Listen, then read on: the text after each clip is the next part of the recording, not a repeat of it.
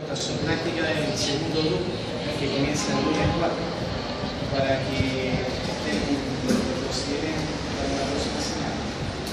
Y lo otro, el resultado de las pruebas hasta mañana en la mañana, ¿ya? Así que lo voy a publicar en el fichero de quinto año. Se lo voy a enviar también al delegado para que lo distribuya por si tienen alguna cosa.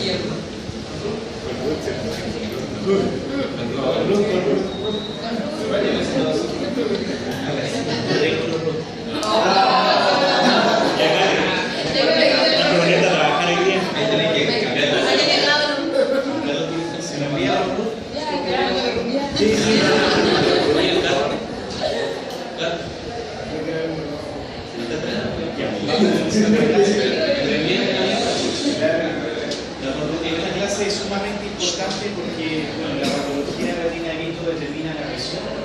Por lo tanto, acá hay varias enfermedades que están indicadas en el Gestame, que es el desprendimiento de retina, reumatógeno no traumático, un nombre largo, pero que especifica una patología especial, y la retinopatía diabética. Entonces, en estos dos temas vamos a hacer un foco en esta clase.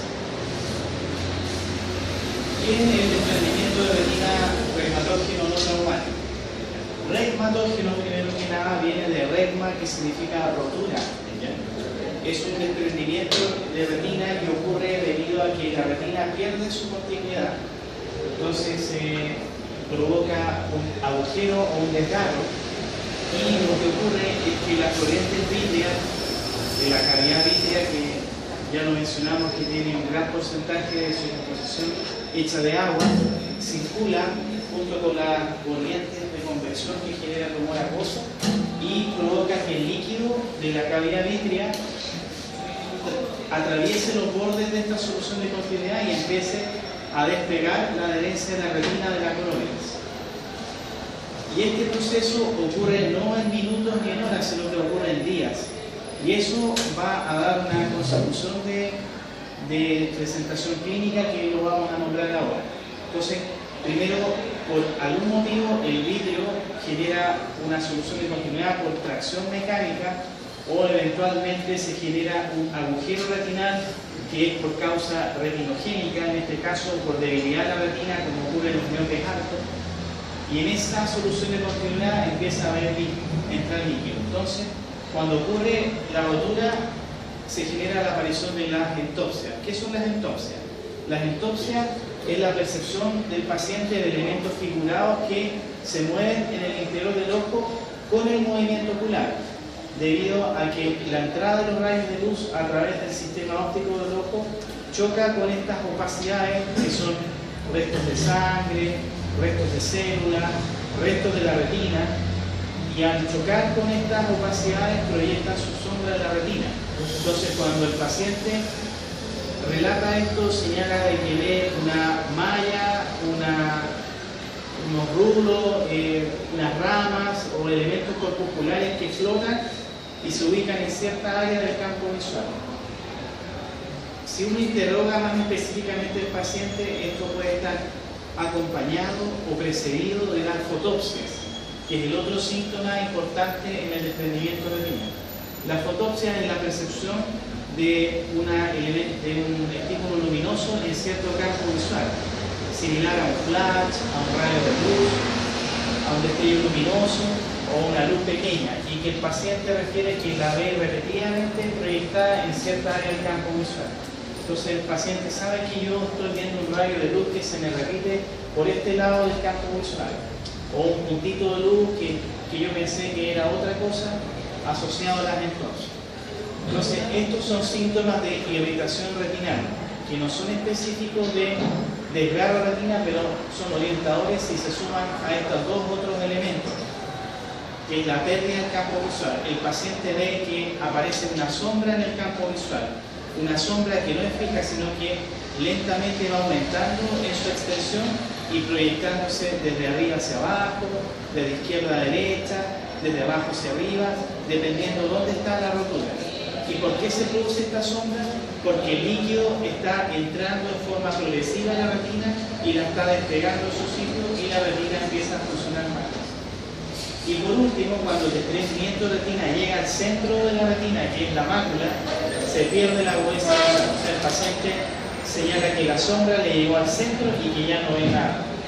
Y para que ocurra esto, en general ocurre en días o en el transcurso de una semana. Es distinto de la amaurosis fugax, que es una pérdida súbita, brusca, indolora y que es transitoria, se recupera 100%. Esto no se recupera más, es algo progresivo e irrecuperable. Entonces, eso hace el diagnóstico de una pérdida de visión, en este caso aguda, con un desprendimiento retina, una pérdida de visión hiperaguda que puede ocurrir en la amaurosis fugax. Acá vemos algunos esquemas del desprendimiento retina. Como ya nombramos, primero ocurre un desgarro de la retina, que en este caso es un desgarro que se llama herradura, porque tiene la forma de una herradura de animal, en la cual existe un opérculo, que es esta especie de lengua que está proyectada hacia adelante, los bordes anteriores y los bordes posteriores. Y eso ocurre porque el vítreo tironeó esto y generó un jirón, donde está adherido el vítreo. Y por estos bordes empieza a entrar líquido subretinal que está, en este caso, despegando la retina. Acá no se ve muy bien por la falta de contraste, pero acá esta retina se está empezando a despegar y generando un desprendimiento de retina focal. Cuando encontramos un paciente así con un desprendimiento de retina focal o solamente un desgarro sin despegamiento de la retina, es posible hacer tratamientos focales, como su nombre lo dice, o sea, aplicar láser para generar una quemadura que adhiera el borde de la retina, o hacer una cirugía en la cual cambiemos el vector de despegamiento, que puede ser una cirugía clásica que vamos a ver encima.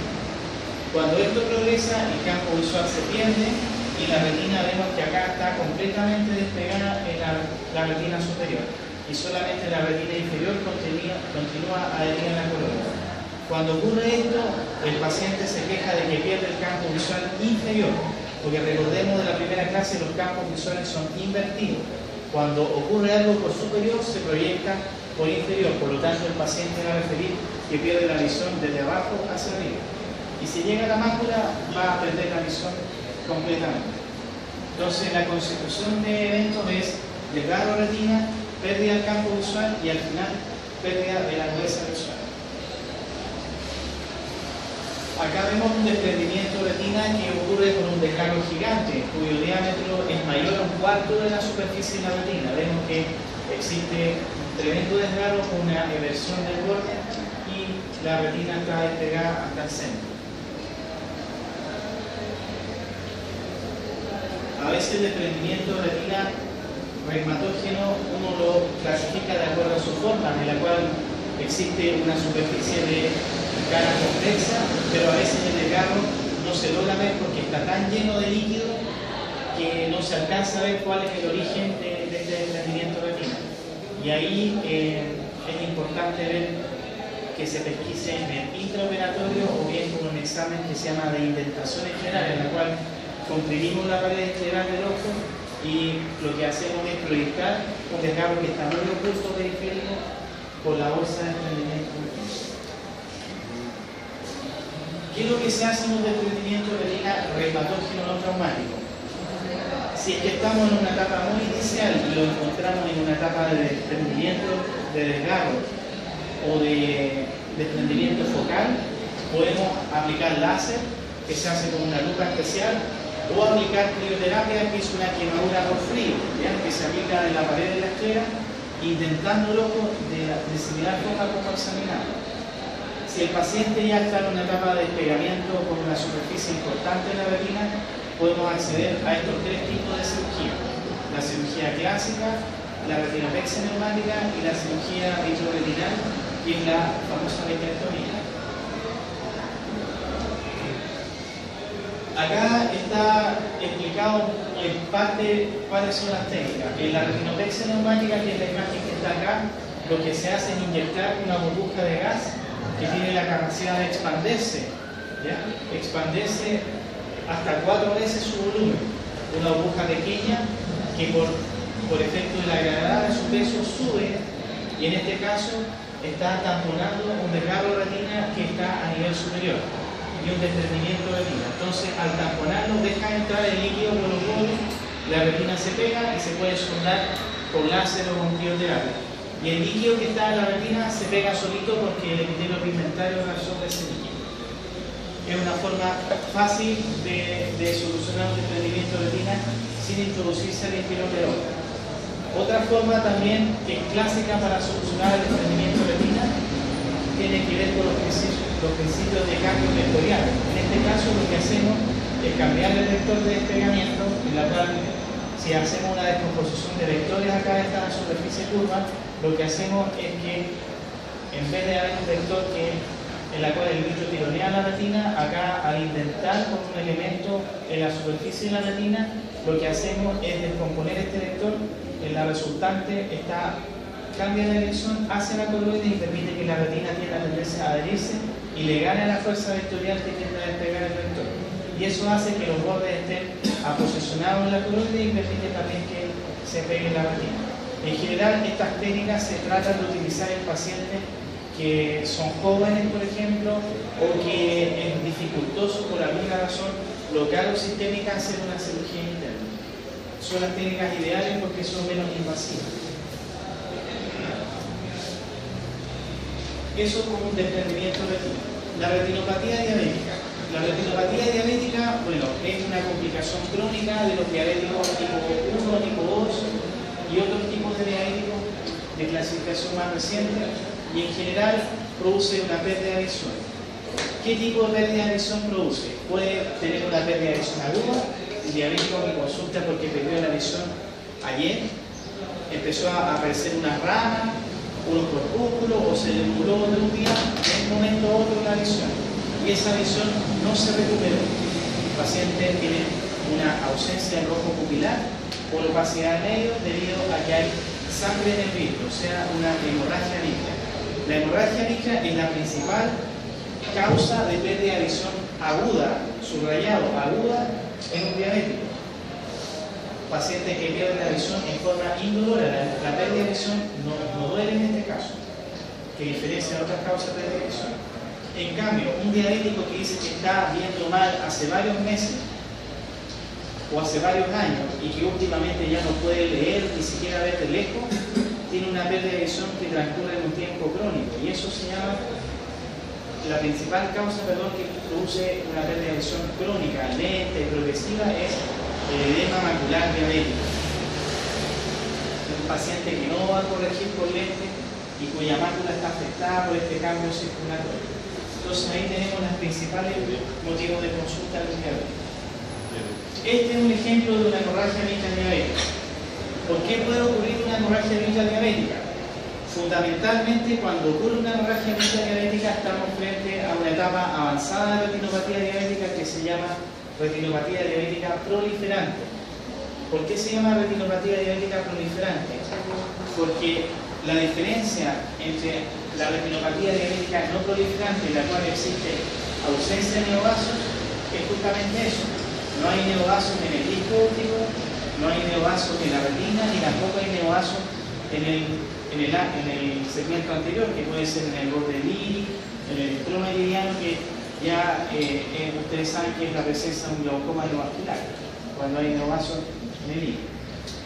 ¿Y por qué ocurre esto? Porque los neovasos tienen características patológicas, son de paredes débiles, por pérdida de la característica tectónica de los capilares diabéticos y también por la ausencia de los pericitos, que se pierden en este caso en la retinopatía diabética.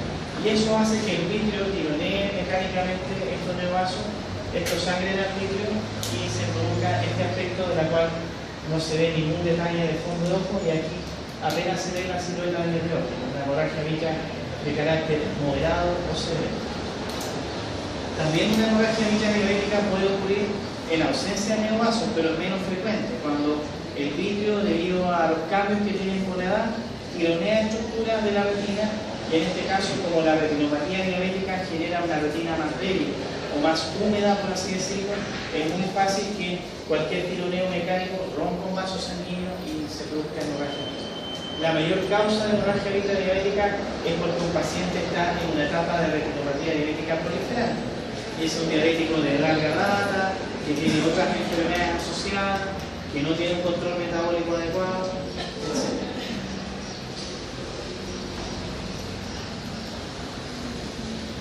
Acá vemos un ejemplo clínico de edema macular diabético. El edema macular diabético es un engrosamiento de la mácula que está dado por la presencia de elementos que sustituyen la retina, que puede ser grasa o líquido, líquido con proteínas y grasa. Cuando la grasa que se libera de los capilares que tienen las paredes muy permeables por un aumento de la permeabilidad capilar, se deposita en las capas de la retina generando ciertos patrones especiales, como en este caso, que el depósito genera una especie de anillo que se llama anillo circinado. El depósito tiene un patrón circular en la cual en los bordes hay un depósito de grasa. Esto se produce porque existe un grupo de dilataciones capilares o microneurismas que hacen que se libere este líquido y en el borde de depósito está la grasa. También está acompañada de presencia de hemorragia, que se ven acá, microneurismas diabéticos, que también forma parte del espectro de retinopatía diabética no proliferante o proliferante. Acá vemos más exudado serio. Y cuando este anillo o este depósito compromete el centro de la retina, hablamos de un edema macular diabético que es clínicamente significativo, o cuyo borde está amenazando la mácula, de acuerdo a la distancia de eso. El edema macular diabético puede estar asociado a una retinopatía diabética no proliferante. No necesariamente puede estar asociado a una retinopatía diabética proliferante. Puede simplemente el paciente tener solamente edema macular diabético y signos de retinopatía diabética leve, moderada o severa. Por lo tanto, la presencia de edema macular diabético simplemente lo que da a entender es que existe un daño preferente en el centro de la retina, pero no implica retinopatía diabética proliferante. Recordemos que lo que acabamos de decir es que la retinopatía diabética proliferante se caracteriza por la presencia de neovasos, el único signo clínico que hay que buscar. Lo no proliferante puede tener hemorragias, exudado serio, manchas algodonosas, que lo que se ve acá, se fijan que la diferencia entre un exudado serio y una mancha algodonosa es que el exudado serio es de un color amarillento más oscuro y de borde más definido. En cambio, la mancha algodonosa es más cercana al blanco y de borde plumoso. Esto es diferente. Hay hemorragias redondas, en llama, diferentes cosas. En general, la mancha algodonosa lo que revela es que hay descompensaciones recientes del territorio retinal, ¿ya? Pero forma parte de la retinopatía diabética no proliferante o proliferante. Y no es patológico de retinopatía proliferante. ¿Estamos claros entonces con la retinopatía diabética? ¿Sí? ¿Alguna duda? Ustedes no van a clasificar la retinopatía diabética en leve, moderada o severa, sino que tienen que saber qué signos tiene. Hemorragia, microneurisma, exudado serio, mancha algodonosa. Y cuando pasa proliferante, neovaso. Esas son las etapas. ¿Cómo se examina el edema macular?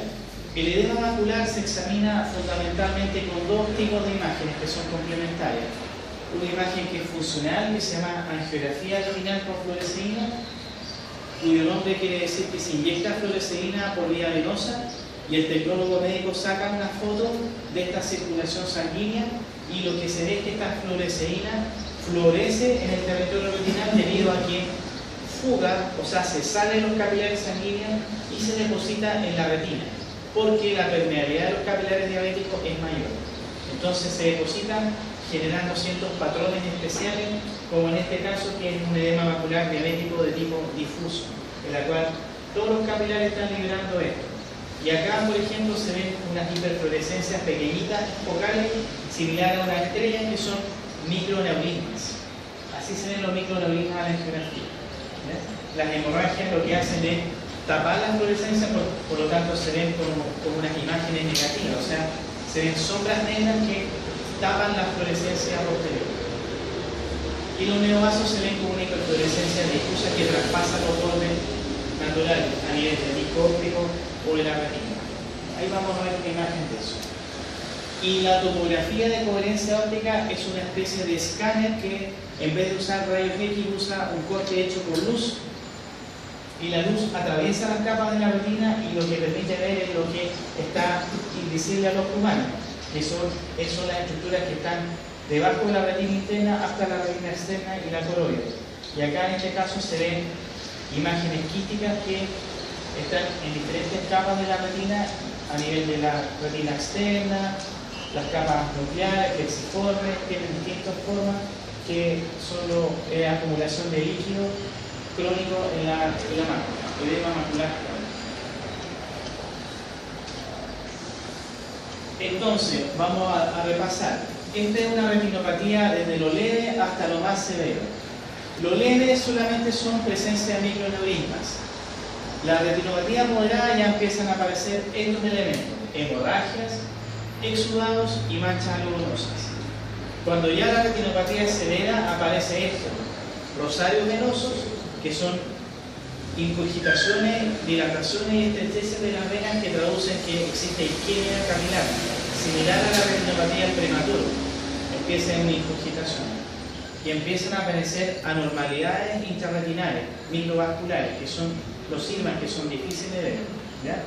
Que es como el esbozo de los neovasos, pero no quiero que se aprendan eso, sino que son irmas.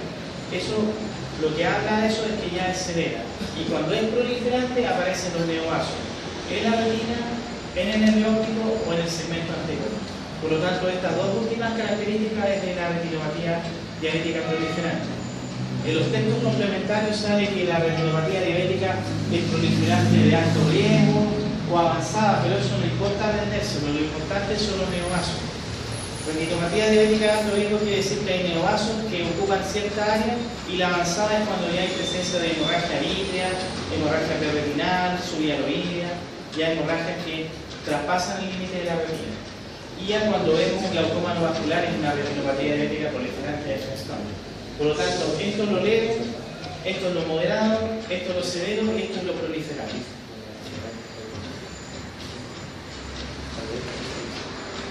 Acá, para hacer hincapié, acá en esta diapositiva está lleno de exudados serios, que son más pequeños, de límite más definido y de un color amarillento espeso porque es grasa. En cambio, la mancha algodonosa es isquemia de las capas nerviosas de las fibras ganglionares. Por lo tanto, como es isquemia, es difuso, es un aumento, o sea, es un color pluriforme como algodonoso, por eso se llama algodonoso, o sea, y es más blanquecino y de límites poco definidos, como una verdadera nube. Por eso se llama mancha algodonosa. ¿Ya? Son diferentes. Entonces, eso es diferencia y habitualmente son de ubicación peripapilar. En cambio, los exudados serios tienden a ubicarse alrededor de la mácula, sobre todo en el sector temporal, porque ahí es donde más hay alteración capilar anatómicamente. Como en este caso que está en la mitad temporal más que en la mitad nasal de la mácula. Vemos hemorragias redondas también, etc. Acá vamos a ver, creo que los neovasos. ¿Cómo se ven los neovasos? Los neovasos, como son estructuras rojizas, a veces tienden a confundirse con hemorragia. Entonces acá está señalado en flechitas, porque acá en esta retinopatía está lleno de hemorragias redondas, pueden haber mancha algodonosa, etc. Pero acá lo que caracteriza es que hay unas imágenes como el omega. Acá también hay unos neovasos en la cabeza del nervio óptico que se ve como una cabellera rojiza, neovaso acá, y si tenemos dudas podemos ver que su comportamiento angiográfico es una filtración difusa. Acá hay un límite entre una retina periférica que está bien perfundida y una retina periférica que está amputada, similar a una microangiopatía diabética urgente. Entonces acá se corta la circulación y aparecen los neovasos, igual que una retinopatía prematura. Por eso la retinopatía prematura es la retinopatía proliferante. Se comporta igual que un diabético y también se aplica láser, igual que un diabético. Entonces esos son neovasos retinales y discales. ¿Cómo se ve la angiografía retinal? Acá está el tratamiento. Entonces, ¿qué se hace? Se aplica láser. El láser tiene ciertos patrones que van enfocados a la retina que está enferma, ¿ya? El objetivo del láser es fotocoagular generando un aumento calórico, una quemadura calórica y una destrucción que tiene ciertos espacios libres. Y el objetivo es evitar que esta retina libere los factores humorales que hacen progresar la retinopatía diabética, como el factor de crecimiento derivado del endotelio vascular y otros factores humorales que se liberan de la retina isquémica o mal perfundida. Entonces, este láser va a fotocoagular esa retina externa y puede ser o periférico o alrededor de la mácula, ya cuando las filtraciones son producto de un edema macular.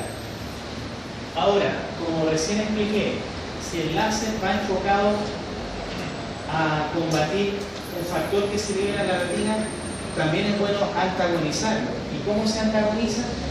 Colocando las famosas inyecciones intravítreas, que consiste en la aplicación de un volumen pequeño de medicamento en el interior del ojo, en la cavidad vítrea, de factores que antagonicen estas proteínas que aumentan la permeabilidad. ¿Ya? Y hay distintas preparaciones que están disponibles en el mercado, como el AFIN, el Lucentis y el Eylea, que son anticuerpos contra el factor de crecimiento derivado del endotelio vascular.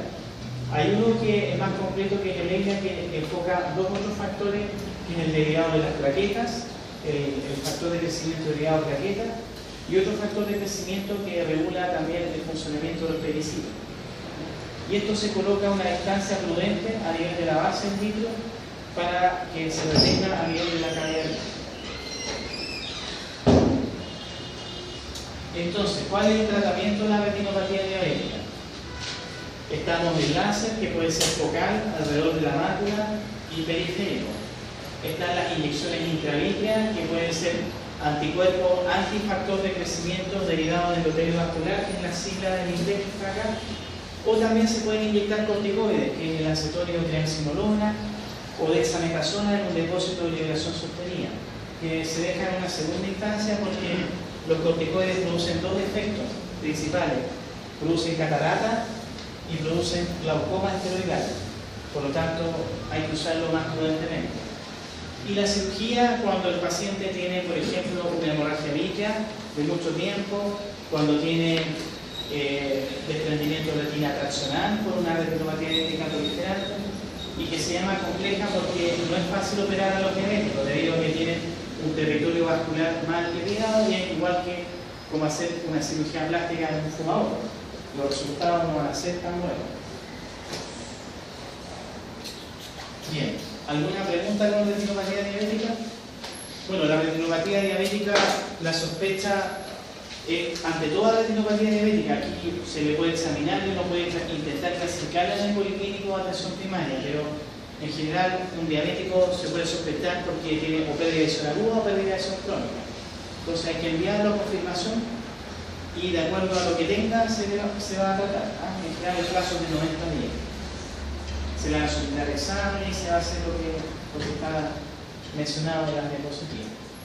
Doctor, en caso de pérdida de visión en un diabético, ¿cuánto tiempo se recomienda para que vaya al oftalmólogo? Bueno, una hemorragia vítrea, una pérdida de visión brusca es una urgencia oftalmológica. Debería ir al policlínico de choque, en este caso del Estado, del hospital regional, para que vea la urgencia. Pero lo importante es no confundirse, porque lo que nos llega al poli a veces es que desprendimiento de retina le pone. Y no es la historia del diabético que ha perdido la visión brusca. De un día para otro, el desprendimiento de retina jamás ocurre así. Siempre ocurre primero la fotopsia, la entorse, después empieza la pérdida del campo visual y después pierde la visión, y para eso pasa una semana. Pero la hemorragia vítrea no pierde la visión de un día para otro, o de un momento a otro, y es irrecuperable. Y el paciente aparte dice que ve rojo, que ve una malla, por lo tanto la historia clínica hace la diferencia. Pero la idea es que se vea pronto. Ahora, una hemorragia vítrea tiene que resolverse entre 1 o 3 meses. A veces algunas se aclaran solas, y cuando se aclaran solas dejan despejado la visión para que uno le haga láser en la retina, en el caso de que sea una retinopatía diabética proliferante. Pero no necesariamente es sinónimo que se va a operar. Algunas hemorragias vítreas se aclaran espontáneamente. Las que no aclaran en 1 o 3 meses se operan. A veces se puede inyectar también un medicamento también antiangiogénico para inactivar la retinopatía diabética, y también puede lograr que se aclare la hemorragia vítrea y se inactiven los neovasos. Los neovasos hacen como una especie de involución con esa especie de vacuna intravitreal. Así que ahí depende. Pero es una urgencia, hay que llegarlo todo. Estos pacientes que tienen retinopatía diabética, ¿cada cuánto tiempo tienen que ir al oftalmólogo para control? Creo que le colocaron un examen. Sí, eso es importante. Mira, una retinopatía diabética leve, el patrón de control es al año. Una retinopatía diabética moderada es a los 6 meses. Y una severa es a los 3 meses o se trata. En general, las retinopatías diabéticas severas en Chile se tratan igual, en el momento que dentro de los primeros 3 meses. Pero el hemisferio norte, en el fondo, clasifica para control en los 3 meses porque ellos son más dados a tratar con antiangiogénicos debido a que Europa, Estados Unidos, Canadá tienen su organismo sanitario las inyecciones intravítreas como primer tratamiento. Entonces ellos inyectan y hacen un láser diferido. En cambio acá en Chile la norma establece en el auge el láser. Si bien algunos hospitales públicos pueden tener Avastin disponible, que es lo más barato, pero en general no se dispone de eso, que es la realidad que hay acá. Ahora en el extrasistema es distinto, ahí en el fondo, dependiendo de los recursos del paciente, se hace lo que es el estándar de cuidado internacional o el estándar de cuidado nacional. Entonces depende mucho de las posibilidades de cada paciente. Pero en general acá el auge garantiza el láser. Ahora el paciente puede apelar desde el punto de vista legal a ponerse inyección intravítrea y en hospitales públicos se hace, pero depende mucho del manejo local. En general acá no es así.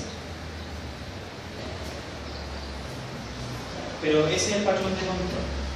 Sin retinopatía diabética puede venir en 2 años, pero se recomienda en 1 año y medio. Retinopatía diabética leve, 1 año. Moderada, 6 meses. Y severa o proliferante, tratar o 3 meses máximo control. Y el edema macular diabético significativo se trata siempre, porque está perdiendo la visión por eso, entonces hay que tratarlo. No se controla el edema macular así, venga 6 meses. La moderada, eso se controla porque la moderada no hay que hacerle nada, no hay que inyectarla en el celular, eso se vigila, porque tiene una hemorragia, una cosita poca. El paciente hay que advertirle que haga un buen control metabólico, que haga ejercicio, que mejore la dieta, todos los pilares de tratamiento de la diabetes. Que controle su hemoglobina glicosilar, todas esas cosas. Uno le puede pedir una hemoglobina glicosilar para ver si un paciente de mal control metabólico, más o menos qué patrón tiene.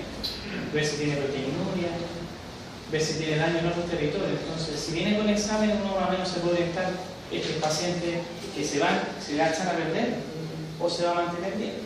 Entonces, también eso uno lo va viendo. Ahí el oftalmólogo también puede pedir exámenes generales y viendo más o menos qué patrón tiene este paciente. Si es que él tiene poco acceso al especialista de medicina interna.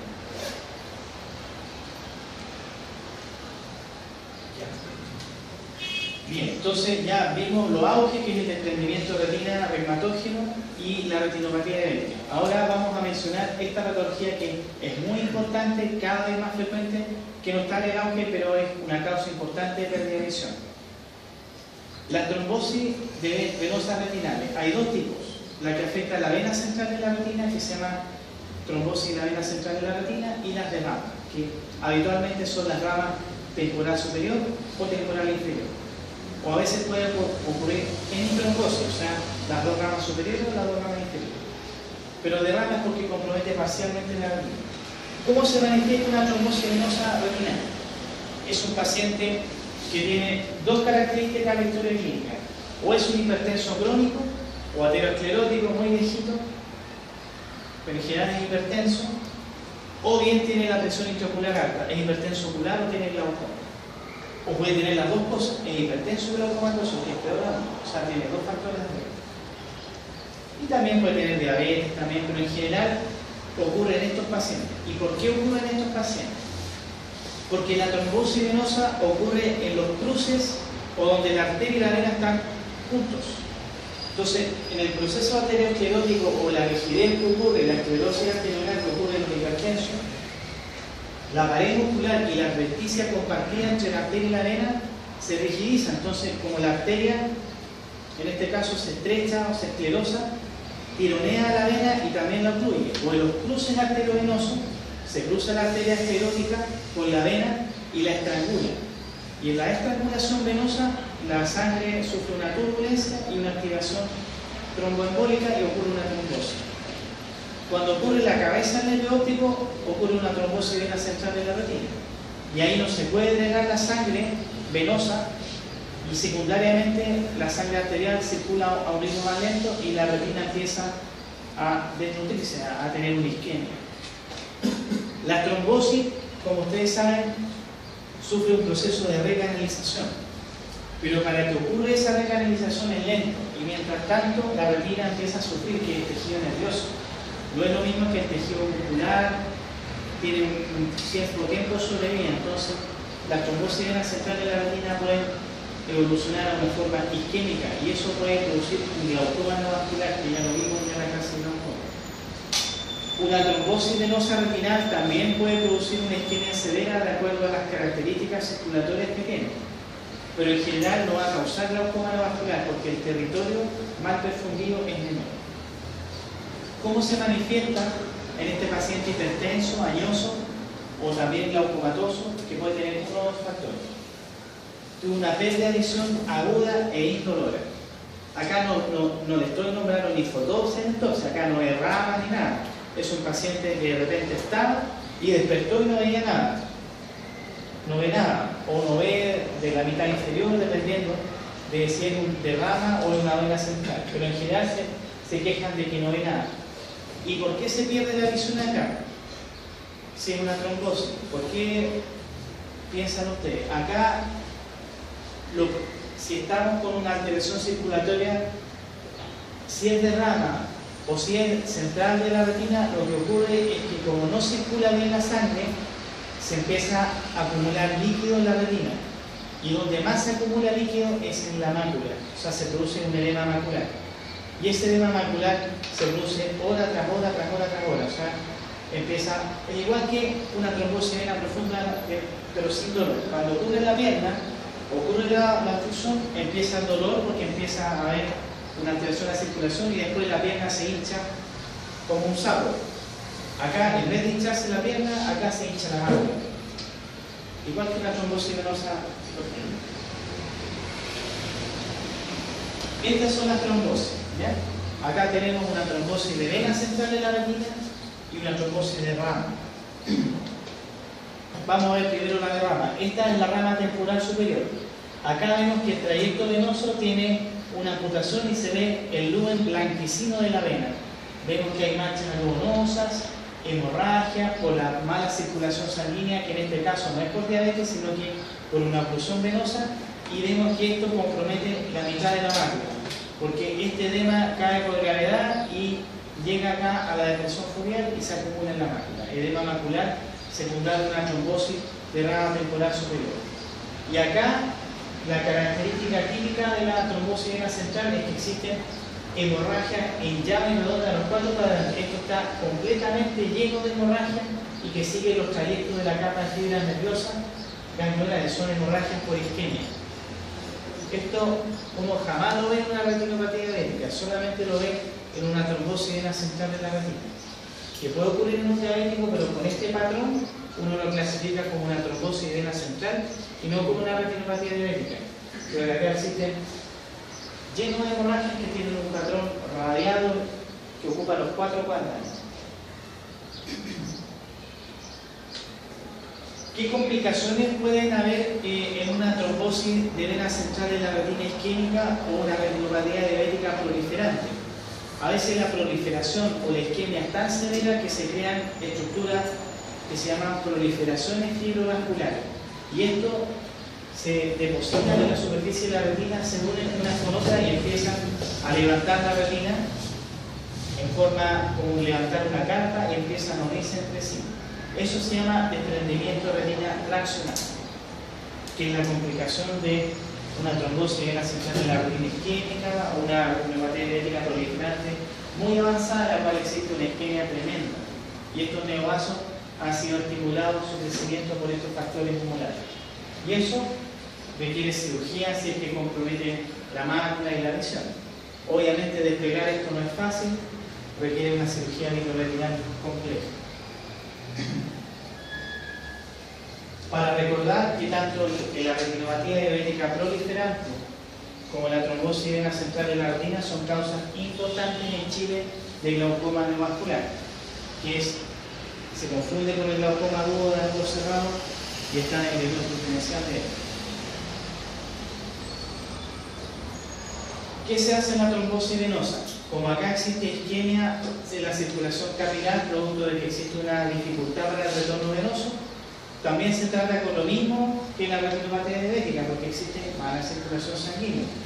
Se puede hacer láser focal para el edema macular secundario crónico o periférica si es que estamos ante una trombosis isquémica, inyectar inyecciones intravítreas de Avastin, Lucentis, Goendia, corticoides, que está el Kenalog, el Usudrex, la triamcinolona, dexametasona, o hacer cirugía vitreoretinal.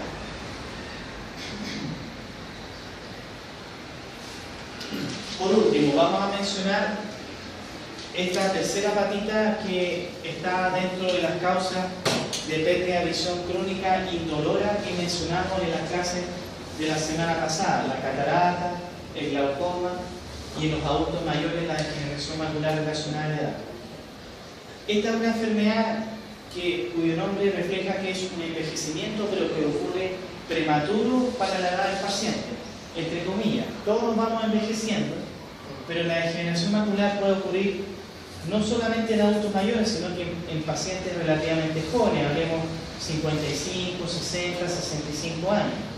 Pero en general el grueso de los pacientes está de los 70 para arriba. Esto puede causar pérdida de visión lenta, crónica e indolora progresiva, que es la degeneración macular relacionada a la edad de tipo seca o atrófica, que es la causa más frecuente de degeneración macular.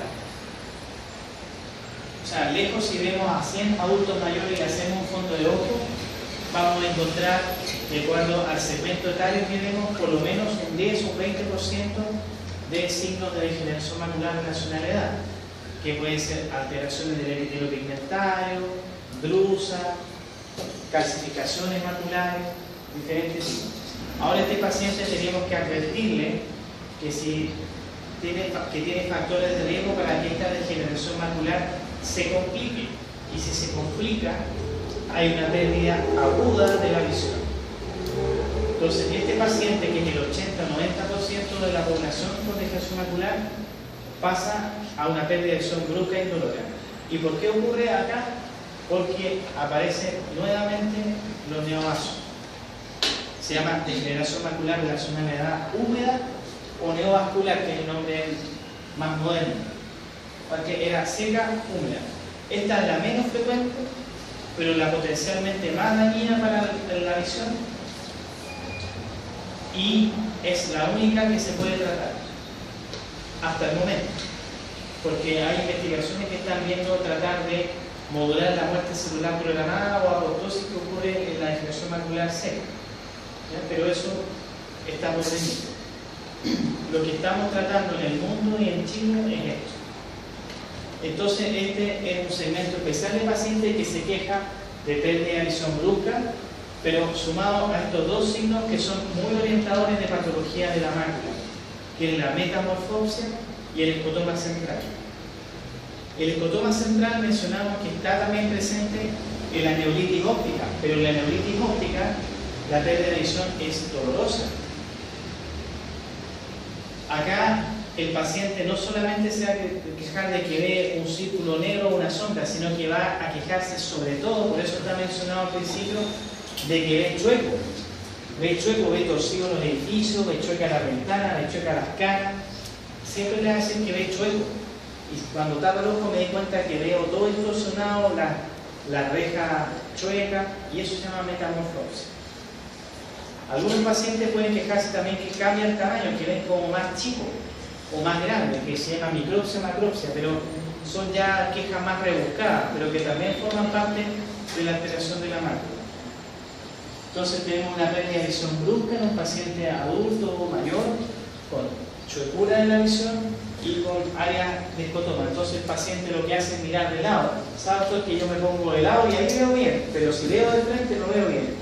Eso porque hay un área de sombra central que le impide y que en general está dado por hemorragia o por edema secundario a la presencia de esta membrana neovascular coroidea, que en este caso no viene de la retina, sino que viene de la coroides. ¿Ya? rompe la retina y produce la pérdida de visión aguda. Acá tenemos la imagen típica de un paciente que tuvo una pérdida de visión brusca por una degeneración macular neovascular húmeda o exudativa. Todos estos son sinónimos, que es, recuerdo, el menor porcentaje de pacientes.